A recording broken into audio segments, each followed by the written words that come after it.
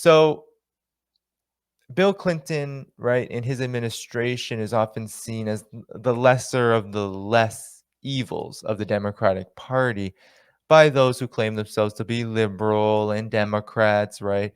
They have apologized his war criminality away in the ways in which that he spearheaded the neoliberal capitalist system in the post-Soviet era.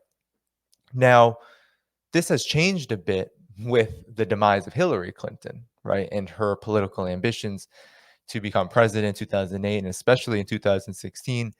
We've seen that there is this public opinion shift away from the Clintons, but for more than a few decades, they did enjoy this veil of legitimacy within the ruling order that does still have some credibility, and we see it now with the death of Madeleine Albright. Madeleine Albright being one of the biggest functionaries, most important functionaries of the Clinton apparatus.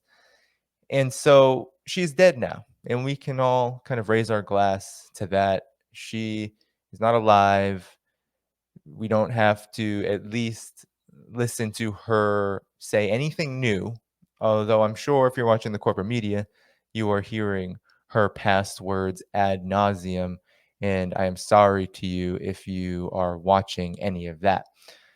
But with that said, we need to talk about Madeleine Albright's legacy because it's basically been forgotten. There's this term to describe the Korean War as the forgotten war. And we can call people like Madeleine Albright and similar US officials, especially on the Democratic Party side, the forgotten warmongers, right? Because they often kind of adapt this pseudo democratic opposition to Donald Trump, this position as this pseudo opposition to Donald Trump that has allowed them to essentially, especially within mainstream circles, escape any criticism for their wrongdoing, right? So here we are with Madeleine Albright dead, and she has a long legacy of war criminality that we need to get to. For one, right, we have to talk about Bill Clinton's policies on the African continent. And Madeleine Albright, as the U.S. ambassador to the UN, is often known as someone who called for the withdrawal of peacekeepers. Now, that isn't necessarily the biggest crime that the U.S. committed when it comes to Rwanda. The biggest crime is the propagandization of the so-called Rwandan Genocide, which saw this civil war be spearheaded with the support of European powers and the United States, with the funding and training of the Rwandan Patriotic Front, the RPF, and their man, Paul Kagame, who was trained by the Pentagon, who was trained in DC.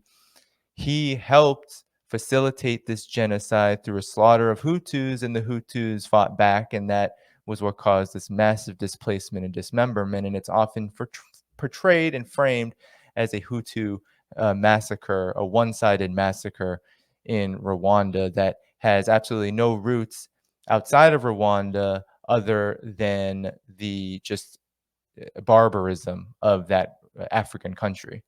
But of course, we know now that not only was the United States negligent with its international influence in preventing and stopping the violent internal conflict, but it was also actively stoking it and actively facilitating it. And Madeleine Albright played a big role in that and supporting that propaganda narrative in also helping to prolong the conflict when the United States could have easily stopped it. But the United States didn't want to stop it because the United States had other objectives. And that other objective was the creation of a genocidal terrain, not just in Rwanda, but in the Democratic Republic of the Congo. Right after the RPF took power in Rwanda, after the so-called genocide, Rwanda invaded the Democratic Republic of the Congo with Uganda, and we have seen the deaths of over 6 million Congolese since then, all in the name of looting and plundering that resource rich country for its neighboring countries that are in large part influenced by US policy, Uganda, Rwanda, but also, of course, for multinational capital, which relies upon the resources of the Democratic Republic of the Congo to feed the supply chains for certain kinds of technology, laptops, cell phones, etc.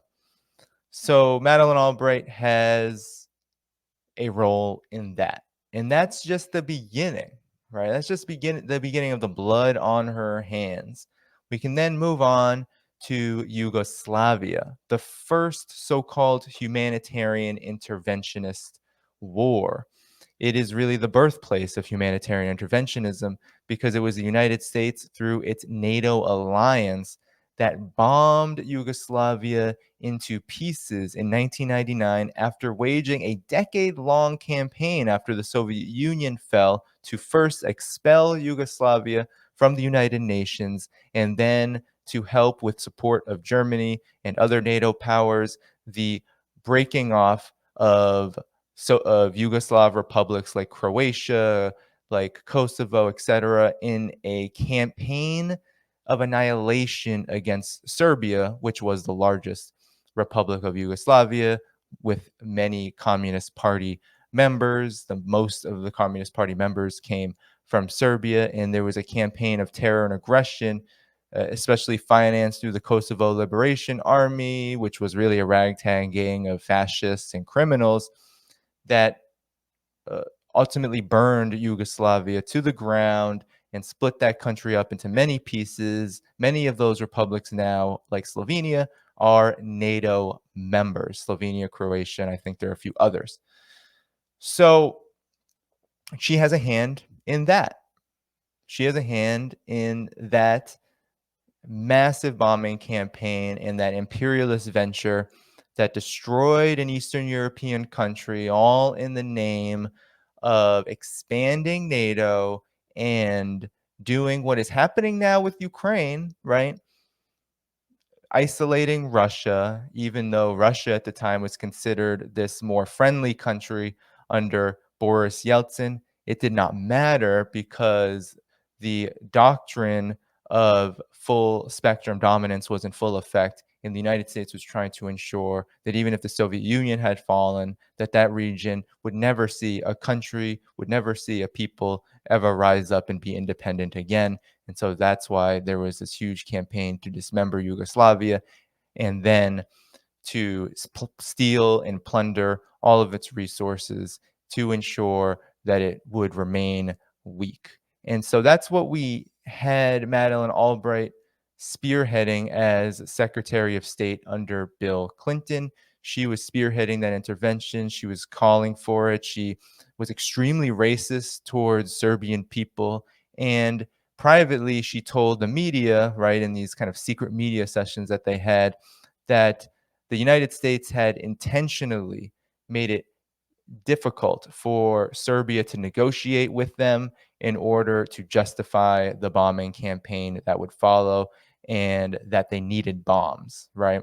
And we'll go into a summary of all of this that I found through Gloria La Riva at the Party for Socialism and Liberation that kind of summarizes this legacy. And then, of course, there's the sanctions on Iraq.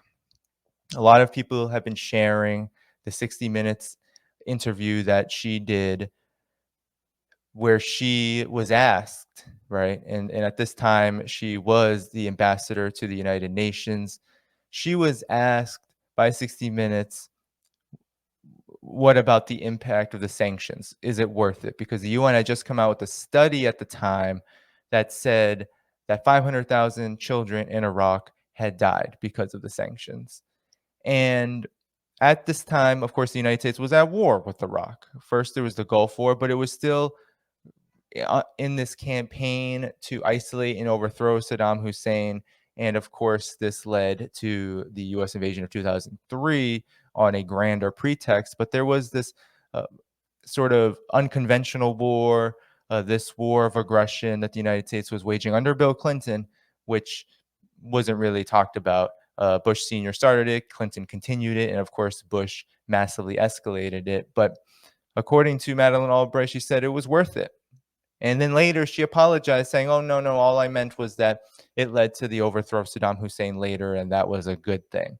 I didn't want children to die like that." But she didn't say that at the time because it was already known that children had been dying in the hundreds of thousands, and it just wasn't a concern for her. So this is the blood that Madeleine Albright has on her hands. This is her legacy, right? As a neoliberal, a neocon war hawk of the foreign policy establishment, Madeleine Albright has made her career off of using her identity as a woman to forward the objectives of imperialism. And for that, she has always been and will always be condemnable. She does not deserve any sympathy, any empathy, any condolences, any tears. She has millions of deaths on her hands. She is a global terrorist for the peoples of the world, for oppressed nations, and for any kind of striving for dignity, self determination, and liberation. And for that, she and those who are associated with her, who remain alive today, deserve justice. They deserve the kind of justice that war criminals deserve. And so that is our task from here when it comes to Madeleine Albright. So let me share this article that summarizes her legacy quite well. And I didn't even get into what she said during the Bernie Sanders campaign when she was campaigning for Hillary Clinton, but we will get to that since it is part of this article. So it actually quotes in the title. So Gloria La Riva in 2016 wrote, "A special place in hell for young Sanders supporters or for Madeleine Albright." Well, Madeleine Albright is dead, but the movement towards socialism, the movement against establishment politics continues. So the special place in hell is likely for Albright. So let me just make this bigger, actually. So Gloria La Riva summarizes her legacy well. She says, as a working woman, feminist, socialist, and candidate, so at this time she was running for a presidential candidacy, she says she condemns with the strongest possible terms the outlandish attacks by Hillary Clinton and Madeleine Albright, on any woman working in support of the political campaign of Bernie Sanders. This attack, particularly on young women who are supporting Sanders in such large numbers, is a shameful and opportunist attempt to use the historic struggle for women's rights for the narrowest political gains. In a desperate attempt to reverse the growing support among young women and men for her opponent in the Democratic Party primaries, Hillary Clinton has enlisted the support of notorious warmonger and advocate for mass murder, Madeleine Albright. As Clinton looked on laughing and clapping, Albright told the media on February 6th, "There's a special place in hell for women who don't help each other." So that's what she said February 6th while she was campaigning for Hillary Clinton. If there indeed were such a special place, Madeleine Albright would most assuredly be going. And I'm not a religious person, but if I were, I'd say, let it be. So, and going along with her would be Hillary Clinton. Yeah. So, as UN ambassador and Secretary of State for the Bill Clinton regime, Albright was a fanatical advocate of genocidal sanctions that blockaded more than 1 million women, children, and men in Iraq and the 1999 U.S. NATO bombing war against Yugoslavia. On May 12, 1996, nearly 6 years into the UN-U.S. sanctions, Albright was interviewed by CBS's 60 Minutes, Leslie Stahl, who had just returned from Iraq, about the impact of the sanctions on Iraq's population. Stahl said, "We have heard that 500,000 children have died. I mean, that's more children than died in Hiroshima. And is the price worth it?" U.S. Ambassador to UN Madeleine Albright said, quote, "I think this is a very hard choice, but we think the price is worth it." Albright's astoundingly flippant answer was nothing less than a confession to one of the most horrific war crimes in history, indicting not just herself, but all the leaders of the Bush Sr., Clinton, and Bush II administrations who are fully aware of the lethal impact of sanctions on the people of Iraq. In 1999, Albright played a key role in the war on Yugoslavia, engineering the failure of the negotiations that preceded the war. Albright presented the Yugoslav government with an agreement, quote unquote, this is the Rambouillet agreement that would have allowed NATO forces to occupy the entire country, with the unheard of provision that Yugoslavia would pay for the expenses of the occupation. After talks broke off, a top official of Albright's told reporters in an off the record session, "We intentionally set the bar too high for the Serbs to comply. They need some bombing, and that's why what they are going to get." Actually, so this is a top official. So this was Madeleine Albright. She told reporters that we intentionally set the bar too high for the Serbs to comply. They need some bombing, and that's what they are going to get. When the Yugoslav government predictably rejected the ultimatum disguised as a proposal, quote unquote, the bombing began and continued for 3 months. Thousands of civilians were killed, wounded, and made homeless. As was true in Iraq, the entire population was traumatized, with women and children most severely impacted. So Hillary Clinton joined the war chorus, saying that she urged him to bomb. So these are the so-called feminists, right? The so-called feminists calling for the destruction of Yugoslavia. So that those are just two really important pieces of her legacy, right? Two really important pieces of Madeleine Albright's legacy. The imposition, right, and justification and admission of devastating sanctions that killed more than 500,000 Iraqi children alone. This isn't even to say preventable deaths from adults. We're talking about 500,000 Iraqi children. That's it, from these sanctions. And Madeleine Albright thought that was worth it. And then, of course, with Yugoslavia, she was a virulent anti-Serbian, racist, anti-communist. She wanted to see Yugoslav's socialist republic, its federation, be destroyed at all costs. And so she intentionally made it so the demands being imposed on Yugoslavia were unacceptable. And so the war would continue and Yugoslavia would be dismembered. Tens of thousands of bombs, which targeted infrastructure of all kinds, schools, hospitals. There were water systems that were attacked. There was massive pollution, right? Because Yugoslavia stood between three stands, still the republics, but now they're broken off. But when it was a federation, Yugoslavia stood between three seas.